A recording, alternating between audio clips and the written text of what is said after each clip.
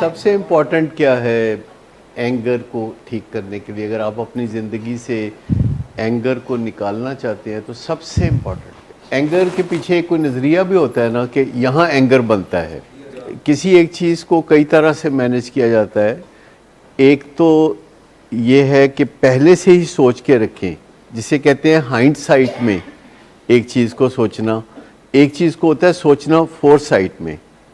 کسی چیز کے ہو جانے کے بعد سوچنے کا مطلب ہے کہ آپ ہائنڈ سائٹ میں سوچ رہے ہیں. جب غصہ آپ کو آنا شروع ہو گیا ہے، اب آپ مڑ کے آپ دیکھ رہے ہیں اور اس کو ٹھیک کرنے کی کوشش کر رہے ہیں. ایک آپ سوچتے ہیں کہ کن سچویشنز میں آپ کو غصہ آ سکتا ہے اور ان سچویشن پہ غصہ نہ آئے کیسے ممکن ہے. مثال کے طور پر اگر آپ کا نظریہ، جیسے آپ نے کہا کہ جب کوئی بات نہیں مانتا، تو اگر ہم اپنے دل میں بار بار اس بات کو دہرا لیں کہ کوئی میری بات نہیں بھی مانے گا تو کوئی بات نہیں، اس پہ غصہ نہیں آنا چاہیے، اس پہ تبادلہ خیالات ہو سکتا ہے، اس پہ بات چیت ہو سکتی ہے، میں کنونس کر سکتا ہوں، مذاکرات کر سکتا ہوں، ایسے سوال کر سکتا ہوں کسی سے جس سے کہ اس کو واضح ہو جائے کہ کیا غلط ہے اور کیا صحیح ہے. تو جو نظریاتی تبدیلی ہے، تھاٹ میں تبدیلی ہے، یا اس طرح کی بات بھی جو ریلیجسلی کہی جاتی ہے کہ غصہ حرام ہوتا ہے، اگر آپ کو اچھی طرح سے سمجھ آ جائے اور دل میں یہ عقیدہ آپ کی ہو کہ غصہ حرام ہوتا ہے، تو پھر آپ کا غصہ جو چھوٹی موٹی باتوں پر آتا ہے یا نہیں آئے گا. غصہ اگر آپ سمجھتے ہیں کہ حرام ہوتا ہے. لیکن سائیکالوجی اور طرح سے سوچتی ہے. سائیکالوجی حرام حلال کے بارے میں نہیں سوچتی، اور سائیکالوجی اس طرح سوچتی ہے کہ آپ غصے کو کیسے دوسرے تک پہنچاتے ہیں. اصل چیز یہ ہے کہ غصے کو دوسرے تک کیسے پہنچاتے ہیں. غصے کو آپ لوگ جو ہال میں بیٹھے ہوئے ہیں، جو باہر بیٹھے ہوئے ہیں ان کا ذکر نہیں کرنا، جو اس ہال میں بیٹھے ہوئے ہیں وہ غصے کو کیسے دوسرے تک کمیونیکیٹ کرتے ہیں، دوسرے تک کیسے یہ اطلاع دیتے ہیں، دوسرے کو کیسے بتاتے ہیں کہ ان کو غصہ ہے. چہرے کے تاثرات خراب کر کے، کبھی شاؤٹ کر کے، کبھی دھمکی دے کے، کبھی گالی دے کے، کبھی مکہ مار کے، کبھی تھپڑ مار کے، کبھی لاٹھی مار کے، کبھی گولی مار کے.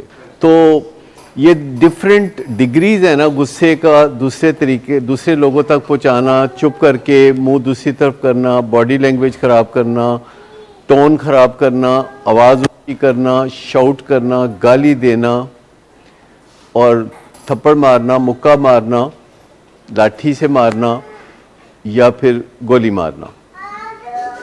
یہ غصے کے اظہار کے مختلف طریقے ہیں. لیکن آسان ترین طریقہ یہ ہے کہ آپ اپنے لفظوں میں بتا سکتے ہیں کسی کو کہ آپ غصے میں ہیں. یعنی آپ لفظوں میں بتا سکتے ہیں کہ آپ کو اس بات پہ غصہ آیا ہے، اور زیادہ غصہ آیا ہے، حد سے زیادہ غصہ آیا ہے، بے پناہ غصہ آیا ہے. اس کے ساتھ یہ لفظ لگا کے اس کی شدت کو بھی بڑھا سکتے ہیں. اور آپ بتا سکتے ہیں کہ میں غصے سے میرا دل پھٹ رہا ہے، یا میں غصے سے اپسیٹ ہوں، یا اس طرح کی کوئی بات کر سکتے ہیں. غصے کا اظہار آپ لفظوں میں کر سکتے ہیں. تو لفظوں میں غصے کا اظہار کرنا کوئی بری بات تو نہیں ہے. اگر آپ کو کسی بات پہ غصہ ہے اور آپ کسی کو کہتے ہیں کہ مجھے غصہ ہے اور بہت زیادہ غصہ ہے اور فلاں بات پہ غصہ ہے، اور آپ لفظوں سے اس کا اظہار بھی کر دیتے ہیں کہ غصہ کتنا زیادہ ہے، تو پھر آپ دوسرے بندے کو نظر ثانی کی اپیل بھی کر سکتے ہیں کہ جس بنا پہ مجھے غصہ آ رہا ہے اس پہ آپ نظر ثانی کر لیں. یہ کوئی پروسیس سمجھ میں آ رہا ہے کہ جب آپ کو کسی پہ غصہ آئے تو آپ بولیں کہ مجھے بہت غصہ ہے، اور بتائیں کہ کس بات پہ غصہ ہے. یہ جو بھی آپ نے مجھے دھکا دیا ہے، یا یہ جو بھی آپ نے مجھے گالی دی ہے، یا جو میرا آپ نے کہا نہیں ماننا، یا جو پھر میرے سامنے آپ یہ فلاں کپڑے پہن کے آ گئے ہو، یا پھر آپ کا دوست فلانا گھر آ گیا ہے، تو اس بات پہ مجھے بہت غصہ ہے، اس بات پہ مجھے بہت تکلیف ہے، اور میں چاہتا ہوں کہ آپ اس پہ نظر ثانی کر